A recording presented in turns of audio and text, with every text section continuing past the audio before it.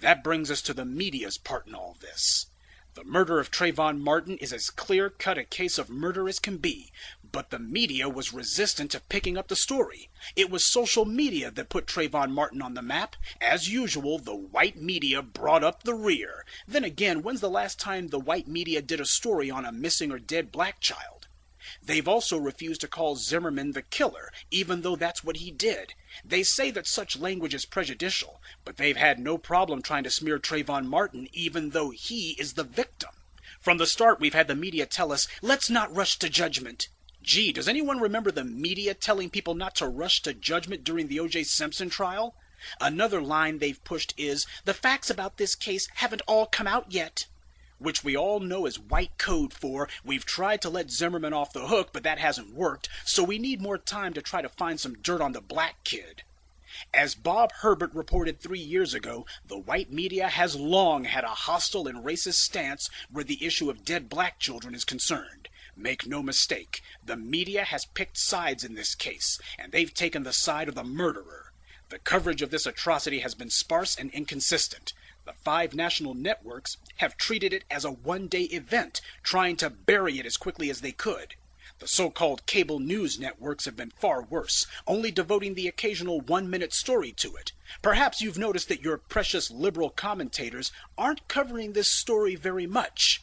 Where's Keith Olbermann's wall-to-wall coverage? Rachel Maddow, Stephanie Miller, Randy Rhodes, who herself broadcast from Florida? About the only left-wingers to cover this story have been Ed Schultz and Lawrence O'Donnell, who, to his credit, correctly characterized Trayvon's murder as an execution. He's the only one who's asked any real questions of Zimmerman's would-be supporters. The Zimmerman camp's defense has been laughable. Every statement they make contradicts the one that came before it. Their narrative has been a twisted pretzel of a lie that even they can't straighten out. This week, Zimmerman's father and brother have finally come out of their holes, but they've done George more harm than good. This fantasy, or this mythology of that he chased a person is just absolutely false. He didn't chase anyone. He did not follow, nor did he ever catch up to Mr. Martin. Are you following him? Yeah. Okay, we don't need you to do that. We don't know if this is verifiable information, but he was on the phone with his girlfriend. I don't know if that's a police source, but I know his attorney at least holds up the girlfriend as a source and says, Trayvon told him, no, I'm not running. I'm going to walk real slow. Except that's not what she said. She said that Trayvon told her he was going to walk fast, not slow. We're confident the medical records are going to explain all of George's medical history, both how he was treated at the scene and Except Zimmerman never was treated at the scene, because we now know that the ambulance that was dispatched for him never arrived. So George Zimmerman's whole story about paramedics patching him up is totally false, and his supporters' claims that EMTs cleaned him up before he got to the station is also another lie. George Zimmerman doesn't look hurt in that police video because he wasn't, and his lying brother knows this. I know that one of the saddest things for him in this whole thing was that despite those screams, no one came to his aid. If someone had, heard them come out, shone a light on the situation, said, "Get out of here! What are you guys doing?" We talked to a man who didn't want to be shown on camera, who witnessed part of the attack right here. The guy on the bottom, who I believe had a red sweater on, was yelling to me, "Help, help!" I told him to stop, and I was calling 911. So it seems someone did come to Zimmerman's aid after all. This is the Sanford PD's mystery witness, the guy the Sanford PD says proves Zimmerman was telling the truth. Problem is, he gets the facts of the case wrong. It was raining the night Zimmerman murdered Trayvon. If he had been on his back getting beaten, his neon red jacket would be covered in rain, mud, and grass. Instead, it's perfectly clean. And of course, by admitting he called out to Zimmerman, he disproves Zimmerman's pathetic little sob story that no one would help him. In their zeal to lie for Zimmerman, his supporters are helping to prove him guilty. They've created a maze of contradictory accounts, a maze that Zimmerman can't get through. Because of that pain that he felt in particular, that he was screaming out so many times, I know that that's his voice. It sounds just like my voice. I mean, he's my brother. That's what I sound like if I yell. And every time they tell their lies, the story just keeps getting better. Zimmerman said there was merely a fight, but his father says Trayvon told Zimmerman, "You're going to die." But they weren't through changing the story yet. George's brother went on CNN and told Piers Morgan that Trayvon said... My father also is on record yesterday night saying that. And again, what Trayvon said was either to the effect of, I believe, this is going to be easy, you die tonight, or you have a peace, you die tonight.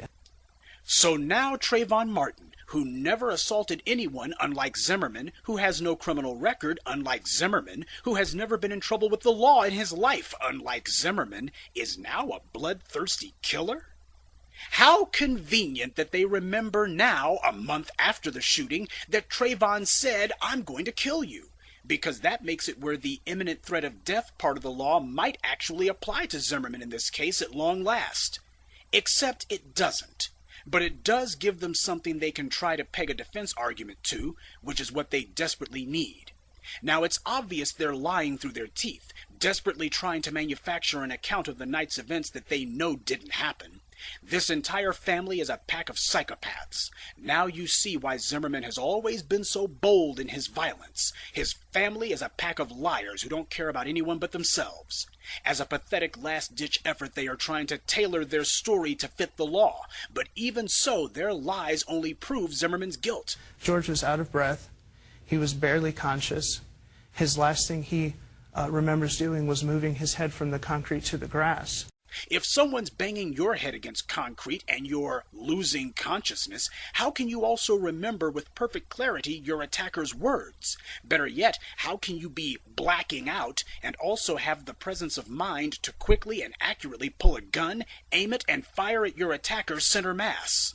If you've been beaten bloody to within an inch of your life, why do you then turn right around and decline an ambulance?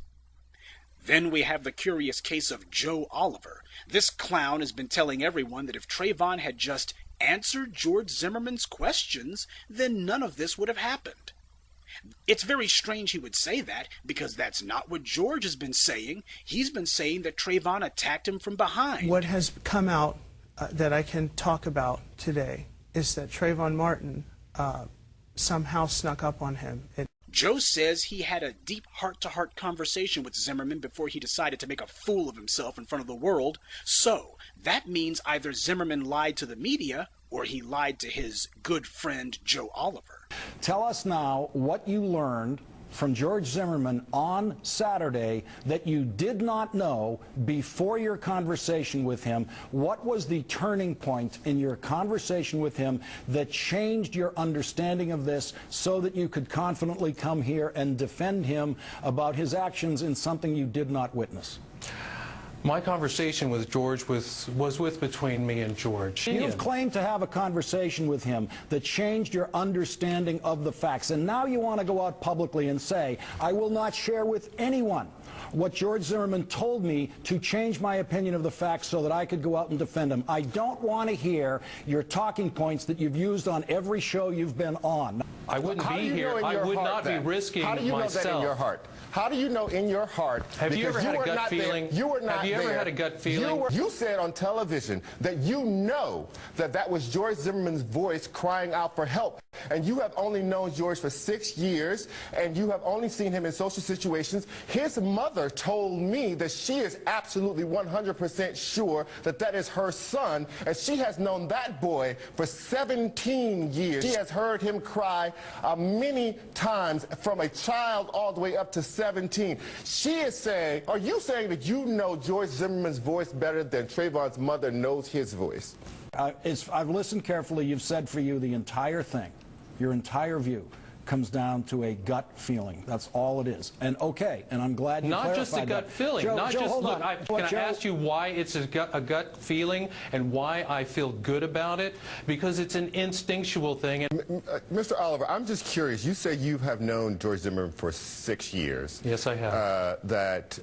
But you said you were close friends with George Zimmerman. However, he never shared with you. No, let's back up. Because you're going to continue mischaracterizing what I've said. Because a lot of you times were good friends with George Zimmerman. However, he never shared anything with you about his past, his violent past. He never shared with you whether or not he had been through any anger management courses. You said yesterday on television that you have not physically laid eyes on George Zimmerman since a week before this incident and have not to this day. How can you claim that you are a close friend of George Zimmerman when none of that is true of you? You don't really know George Zimmerman if you don't know those things about George Zimmerman, and if you don't know where George Zimmerman is, and if you have not seen him in over a month, and you have been going out saying that George cannot stop crying, which you cannot verify because you were not there.